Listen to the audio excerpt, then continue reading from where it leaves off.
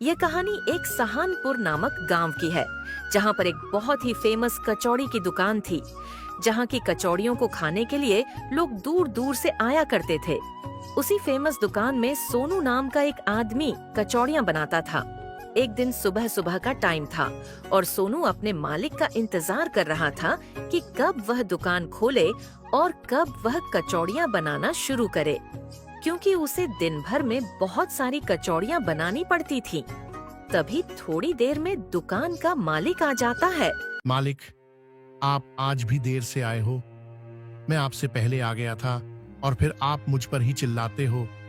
मैं यहाँ बहुत देर से खड़ा हूँ, आपका इंतजार कर रहा था। आपको तो पता है मुझे दिन भर इतनी सारी कचौड़ियाँ बनानी पड़ती हैं, उसमें बहुत ज्यादा टाइम लगता है। सुबह सुबह मुझे ज्यादा ज्ञान मत दे। मुझे पता है मुझे मेरा काम कैसे करना है और कराना है। तू बस अपने काम पर ध्यान दे और टाइम पर आता रहे। मेरी मर्जी है, मेरी दुकान में जब चाहे जिस टाइम आऊं। मणिलाल सोनू को बहुत उल्टी सीधी बातें सुना देता है। उसके बाद दुकान खोलता है और सोनू अपने काम पर लग जाता है। मणिलाल काफी गुस्से वाला आदमी था। वह हमेशा ही सोनू को उल्टी सीधी बातें सुनाता रहता था और सोनू बेचारा मजबूरी में चुपचाप उसके यहाँ काम करता रहता था, क्योंकि उसे अपना घर चलाने के लिए पैसों की सख्त जरूरत थी। एक दिन की बात है, गांव का सेठ मणिलाल की दुकान पर कचौड़ी खाने के लिए आता है। अरे सेठ जी, आए आए, बताइए कैसे आना हुआ। आज आप हमारी दुकान पर कैसे आ गए? अरे बस भाई मणिलाल, कुछ नहीं, घर का खाना खा खा के ऊब गया था तो सोचा आज तुम्हारे यहाँ की फेमस कचौड़ियाँ ही खा लूं। अरे वाह सेठ जी, ये तो आपने बहुत अच्छा किया। आइए बैठिए, मैं अभी आपके लिए एक प्लेट कचौड़ी की लगवाता हूँ। इतना बोलकर मणिलाल सोनू को आवाज लगाता है। अरे सोनू, सेठ जी के लिए एक प्लेट गर्मा गर्म कचौड़ी ले आ। तभी सोनू एक प्लेट गर्मा गर्म कचौड़ी ले आता है और सेठ उसे बड़े ही मजे के साथ चटकारे ले लेकर खाने लगता है। भाई वाह मणिलाल, तेरी दुकान की कचौड़ियाँ खाकर तो मजा ही आ गया। बहुत ही अच्छी कचौड़ी बनाता है सोनू। सेठ वहाँ से कचौड़ियों के पैसे देकर चला जाता है। सेठ के मुंह से सोनू की तारीफ सुनकर मणिलाल को गुस्सा आ जाता है और वह मन ही मन सोचता है, दुकान मेरी दुकान में, सामान मेरा और तारीफ इस सोनू की हो रही है सिर्फ कचौड़ी बनाने पर। लगता है इस सोनू का कुछ न कुछ करना पड़ेगा। तभी से मणिलाल ने सोच लिया कि वह सोनू को दुकान से निकाल देगा। वह रोज उसे किसी न किसी बात पर सुनाता रहता था, जिससे वह एक न एक दिन परेशान होकर दुकान छोड़कर चला जाए। एक दिन रोज की तरह सोनू कचौड़ियाँ बना रहा था। तभी मणिलाल सोनू के पास आता है और बोलता है, क्यों रे सोनू, तुझे इतनी देर से आवाज लगा रहा हूँ, बहरा हो गया है क्या तू? पर मालिक, मैंने तो आपकी कोई आवाज नहीं सुनी। तो क्या मैं झूठ बोल रहा हूँ? अरे मालिक, आप गुस्सा क्यों हो रहे हैं? बताइए क्या कह रहे थे आप? ग्राहकों के आने का टाइम हो गया है। जा जाकर बाहर देख, सब कुछ सामान अपनी जगह पर सही रखा है या नहीं। अगर कुछ गड़बड़ लगती है तो उसको जाकर सही कर दे।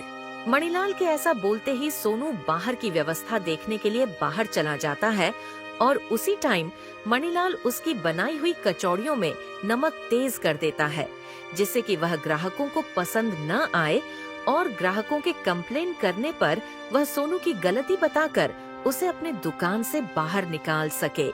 थोड़ी देर में ही दुकान पर ग्राहक आने लगते हैं। अरे भाई, एक प्लेट कचौड़ी ले आओ। तभी सोनू एक प्लेट कचौड़ी ले आता है। जैसे ही वह कचौड़ी खाता है, उसका मुंह एकदम कड़वा सा हो जाता है, नमक तेज होने के कारण। ये क्या बनाया है? ये कोई कचौड़ियाँ है? नाम इतना सुना है, फेमस कचौड़ियाँ। ऐसा लगता है जैसे किसी ने मेरे मुंह में नमक ही रख दिया हो। ग्राहक सोनू पर भड़क पड़ा और ग्राहक की आवाज सुनकर मणिलाल वहाँ पर आ गया और बोला, सोनू, तुझे इतनी बार समझाया है कि काम ठीक से किया कर। काम करते हुए इधर उधर ध्यान मत लगाया कर, तेरी वजह से मेरे ग्राहक टूट जाएंगे।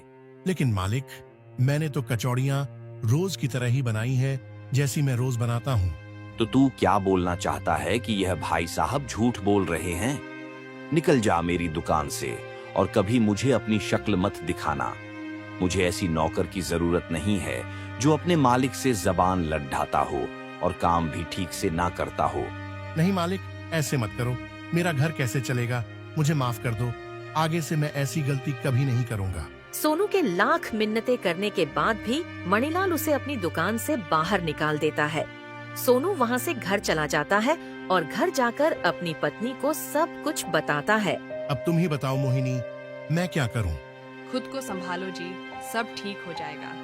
अगर भगवान ने एक रास्ता बंद किया है तो दूसरा रास्ता जरूर खोल देगा। आप टेंशन छोड़कर मुंह हाथ धो लीजिए। मैं खाना लगा देती हूँ। भगवान कुछ ना कुछ रास्ता निकल ही देगा। अगली सुबह सोनू और उसकी पत्नी काम ढूंढने के लिए निकल पड़ते हैं। सोनू पूरे गांव में घूम लेता है लेकिन उसे कहीं काम नहीं मिलता। सुबह से शाम हो जाती है और वह घर वापस आ जाता है। सोनू कमरे में अकेला बैठा होता है। तभी उसकी पत्नी उसके पास आती है और पूछती है, सुनिए जी, क्या आपको कुछ काम मिला? नहीं मोहिनी, मैं पूरे गांव में घूम आया लेकिन किसी के पास मेरे लिए कोई काम नहीं है। तुम बताओ, तुम्हें कहीं कुछ काम मिला या नहीं? हाँ, मुझे गांव में ही एक सेठ के यहाँ साफ सफाई का काम मिल गया है। मैं उनके यहाँ काम कर लूंगी। जब तक आपका कोई काम नहीं लगता तब तक हमारा गुजारा हो जाएगा। कुछ दिन तक ऐसे ही चलता रहा। एक दिन मोहिनी अपने पति से कहती है, सुनिए जी, मैं क्या सोच रही थी, क्यों ना हम अपना खुद का ही काम शुरू कर दें। आप तो कचौड़ियाँ इतनी अच्छी बनाते हैं, क्यों ना हम खुद कचौड़ियाँ बनाकर गांव में बेचें। लेकिन मोहिनी, ये सब काम करने के लिए हमारे पास इतने पैसे आएंगे कहाँ से? देखो जी, हमें कोई अभी इतना बड़ा काम नहीं करना है। हम अपना काम एक छोटे से ठेले से स्टार्ट करते हैं और बाकी सामान कचौड़ियाँ बनाने के लिए जो लगेगा, राशन, सब्जियाँ, मसाले वगैरह, उन सब चीज़ों के लिए मैं सेठ जी से पैसे कुछ दिन के लिए उधार ले लूंगी और हम पैसे कमाकर उनको वापस लौटा देंगे। अगले दिन मोहिनी सेठ के घर जाती है और सेठ से इस बारे में बात करती है। मोहिनी, यह तो बहुत अच्छी बात है कि तुम अपना काम शुरू करना चाहती हो। मैं तुम्हें काम करने के लिए पैसे उधार दे देता हूँ। सेठ मोहिनी को पैसे उधार दे देता है। मोहिनी और सोनू दोनों अपना कचौड़ियों का काम करना शुरू कर देते हैं। सोनू का काम गांव में बहुत अच्छा चल जाता है। सब लोग सोनू की कचौड़ियाँ खाने के लिए आते हैं और सोनू की कचौड़ियाँ काफी बिकती हैं। ऐसे ही कुछ दिन बीत जाते हैं और सोनू का काम दिन ब दिन और अच्छा चलता रहता है। दूसरी तरफ मणिलाल अपने नौकर से पूछता है, अरे भाई मोनू, क्या बात है? दुकान में ग्राहक क्यों नहीं आ रहे हैं? मालिक, आपको पता नहीं है क्या सोनू ने अपनी कचौड़ियों का एक ठेला लगा लिया है? सारे गांव के लोग हमारी दुकान पर न आकर वहीं कचौड़ियां खा रहे हैं। सोनू की कचौड़ियां बहुत अच्छी हैं। मैं खुद खाकर आया हूँ सुबह। मणिलाल को यह बात सुनकर बहुत गुस्सा आता है और वह मन ही मन सोचता है, इस सोनू का तो कुछ ना कुछ करना पड़ेगा। ये मेरे मुकाबले पर कैसे खड़ा हो सकता है? मैंने इसको दुकान से निकाल दिया तो इसने अपनी ही दुकान शुरू कर दी। इसकी दुकान तो मैं बंद करवा कर रहूंगा। फिर क्या था, अगले दिन मणिलाल सोनू के ठेले के पास पहुंच जाता है और चुपचाप दूर से खड़े होकर देखता है कि सारे गांव के लोग सोनू से कचौड़ियां खरीद रहे हैं। मणिलाल यह बात जानता था कि यह काम शुरू करने के लिए सोनू ने पैसे सेठ से उधार लिए हैं, तो वह वहां से सेठ के घर चला जाता है। अरे मणिलाल भाई, आज कैसे आना हुआ? बस कुछ नहीं भाई, मैं तुमसे सोनू के बारे में कुछ बात करना चाहता हूँ। सेठ मणिलाल का दोस्त था। मणिलाल सेठ को सारी बात बताता है। देख भाई धनीराम, तू मेरा दोस्त है और तूने जो सोनू को पैसे उधार दिए हैं उसने उससे अपनी दुकान खोल ली है, जिस कारण मेरा काम दिन ब दिन घटता जा रहा है। और तू यह नहीं चाहेगा कि किसी दूसरे की वजह से मेरा काम खराब हो, तो तू एक काम कर, तूने जो सोनू को पैसे उधार दिए हैं वह वापस मांग ले। इतनी जल्दी वह तेरे पैसे वापस नहीं कर पाएगा और उसे अपनी दुकान बंद करनी पड़ेगी। इससे मेरा काम फिर से चल पड़ेगा। नहीं भाई मणिलाल, यह बात सही नहीं है। मैंने उसको पैसे वापस करने के लिए टाइम दिया हुआ है। मैं उससे इतनी जल्दी पैसे वापस नहीं मांग सकता हूँ। देख भाई धनीराम, अगर तू चाहता है कि हमारी दोस्ती बनी रहे तो तू उससे कुछ भी बहाना बनाकर पैसे मांग ले, नहीं तो हमारी दोस्ती को बस खत्म समझ। अगर तू मेरा काम नहीं बचा सकता तो फिर तू दोस्त किस काम का है? मणिलाल धनीराम को अपनी बातों में उलझा लेता है, जिस वजह से वह अगले दिन सोनू के पास पैसे मांगने के लिए चला जाता है। सोनू भाई, मैंने जो तुमको पैसे उधार दिए थे, मुझे वह वापस चाहिए। मुझे कुछ जरूरी काम आ गया है। तुम मुझे गलत मत समझना। अगर मुझे जरूरी काम नहीं होता तो मैं तुमसे इतनी जल्दी पैसे वापस नहीं मांगता। कोई बात नहीं सेठ जी, मैं आपकी मजबूरी को समझता हूँ। आपने मेरे बुरे वक्त में मेरी मदद की है। इससे ज्यादा आपका उपकार मेरे ऊपर और क्या ही होगा। लेकिन अब मेरा काम चल पड़ा है। आप अपने पैसे ले लीजिए। मैं अभी आपके पैसे देता हूँ। इतना बोलकर सोनू सेठ के पैसे दे देता है। ये सब खड़े होकर मणिलाल भी वहीं पर देख रहा होता है।